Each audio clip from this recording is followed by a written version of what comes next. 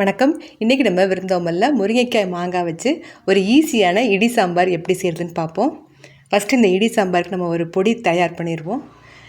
கடாயை சூடானதும் 1/4 டீஸ்பூன் வெந்தயம் சேர்த்துக்கோங்க. வெந்தயத்தோட ஒரு 2 டேபிள் ஸ்பூன் அளவுக்கு தனியா, கொத்தமல்லி விதை. நான் இன்றைக்கி செய்கிற சாம்பாருக்கு இந்த பொடி ஃபுல்லாக சேர்த்துற போகிறேன். 2 டேபிள் ஸ்பூன் தனியாக சேர்த்துட்டு காரத்துக்கு 8லேருந்து 10 காஞ்ச மிளகாய் எடுத்துக்கோங்க. இதெல்லாம் சேர்த்துட்டு இது நல்ல அடிக்கணமான சட்டினால நான் ரொம்ப குறைவான சூட்டில் வச்சு நல்ல வாசம் வர வரைக்கும் வறுக்க போகிறேன். நல்ல ஃப்ளேவர் வரணும், தனியாலேருந்து நல்ல வாசம் வரும். அது வரைக்கும் நல்லா வறுத்துட்டு இதை ஒரு தட்டில் மாற்றி ஆற வச்சு நம்ம பொடி தயார் பண்ணிடுவோம். இந்த 3 பொருட்கள் தான் இந்த இடி சாம்பாருக்கு. எல்லாம் நல்லா வறுப்பட்டுருச்சு, எனக்கு நிறமும் மாறி வருது தனியாலேருந்து. இப்போ ஒரு தட்டில் மாற்றிக்கலாம். இப்போ அதே சட்டியில் கொஞ்சமாக எண்ணெய் ஊற்றிட்டு ஒரு 2 வெந்தயம், அது கூட ஒரு 15 சின்ன வெங்காயம் அதையும் சேர்த்துட்டு ஒரு 2 பச்சை மிளகாய் கீரி வச்சுருக்கேன், அதையும் சேர்த்து வதக்கிடணும். காயெல்லாம் எதுவும் வதக்கணும்னு அவசியம் இல்லை, வெங்காயம் பச்சை மிளகாய் மட்டும் வதக்கினா போதும். இப்போ இது 2 வதக்கினதுக்கு ஒன்று நம்ம இதை புளி தண்ணியில் சேர்க்க போகிறோம். இப்போ நல்லா 2 வதங்கிருச்சு. புளி பார்த்திங்கன்னா சின்ன எலுமிச்சளவு புளியை ஊற வச்சுருக்கேன். இதனால் 2 கப்பு தண்ணி ஊற்றி கரைச்சி வச்சுக்கோங்க. இப்போ சாம்பார் செய்கிற பாத்திரத்தில் நம்ம கரைச்சி வச்சுருக்க புளி கரைச்சல் சேர்த்துட்டு நம்ம காய் நான் இன்றைக்கி முருங்கைக்காய், கத்திரிக்காய், மாங்காய் இது 3 தான் சேர்க்க போகிறேன். ஒரு முருங்கைக்காய் எடுத்திருக்கேன், அது கூட ஒரு கத்திரிக்காய், அதையும் சேர்த்துட்டு இப்போ நம்ம சாம்பாருக்கு புளியில் தான் அந்த காயெல்லாம் வேக வைக்க போகிறோம். இப்போ வதக்கி வச்சுருக்க வெங்காயம், பச்சை மிளகாய் அதையும் சேர்த்துக்கோங்க. சேர்த்துட்டு இப்போ சாம்பாருக்கு தேவையான உப்பு, மஞ்சள் தூள் இதை 2 முதலே நம்ம சேர்த்துடணும். உப்பு சேர்த்தாச்சு.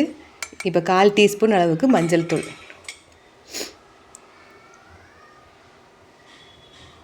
இது எங்கள் விருந்தோம்பல் ஃபுட்ஸில் நாங்கள் தயார் செய்கிற ஃப்ரெஷ்ஷான மஞ்சள் தூள் தான் இது. இப்போ இதை நல்லா கலந்து விட்டுட்டு இப்போ மூடி வச்சு நல்லா காயெல்லாம் வேக வைப்போம். இப்போ மூடி வச்சு காயெல்லாம் நல்லா மிதமான சூட்டில் காயெல்லாம் வேக வைப்போம். இப்போ நம்ம பொடி ரெடி பண்ணிடலாம். வறுத்த பொருட்கள்லாம் எனக்கு ஆறிடுச்சு. இப்போ இதை மிக்ஸி ஜாரில் சேர்த்துட்டு நல்லா நைஸாக பொடி பண்ணிக்கோங்க. பொடி ரெடி பண்ணியாச்சு. இப்போ அடுத்து அதே மிக்ஸி ஜாரில் ஒரு 2 டேபிள் ஸ்பூன் அளவுக்கு தேங்காய் துருவல், 2 சின்ன வெங்காயம், 2 பூண்டு பற்கள், ஒரு 1/4 டீஸ்பூன் அளவுக்கு ஜீரகம். இதை உங்களுக்கு சின்ன வெங்காயம், பூண்டு சேர்க்க விருப்பம் இல்லைன்னா விட்டுக்கோங்க. ஜீரகம் மட்டும் சேர்த்துட்டு கொஞ்சமாக தண்ணி ஊற்றி கொரப்பாக அரைச்சிக்கோங்க.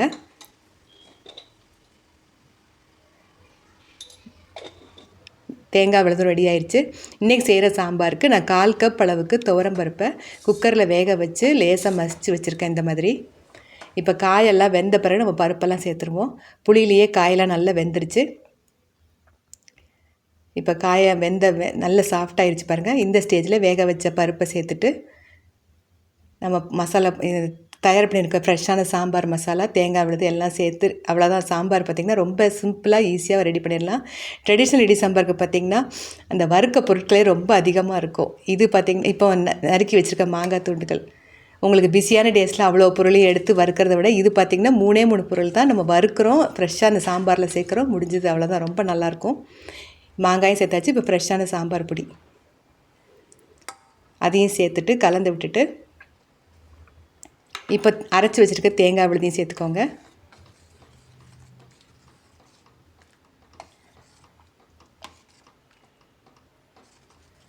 கால் கப் அளவுக்கு துவரம் பருப்பு, இந்த அளவு காஞ்ச மிளகாய், புளி, இப்போ அரைச்சி வச்சுருக்க தேங்காய் விழுதையும் சேர்த்துக்கோங்க.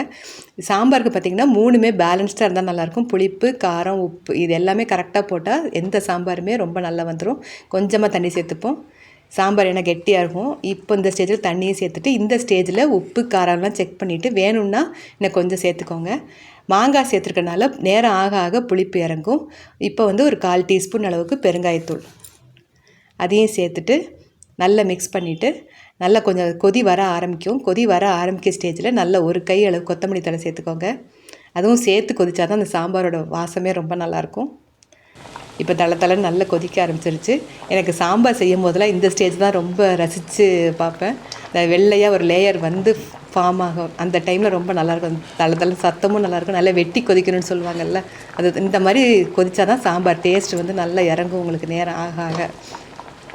கன்சிஸ்டன்சி பார்த்துக்கோங்க, கரெக்டாக இருக்குது. நல்ல மேலே வரைக்கும் நல்ல இந்த லேயர் வரணும் உங்களுக்கு கண்டிப்பாக.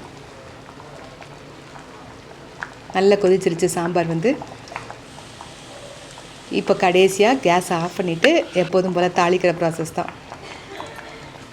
இந்த ஈஸியான இடி சாம்பாரை இந்த முருங்கைக்காய் சீசனில் கண்டிப்பாக செஞ்சு பாருங்கள், அளவுகள் எதுவும் மாற்றாமல்.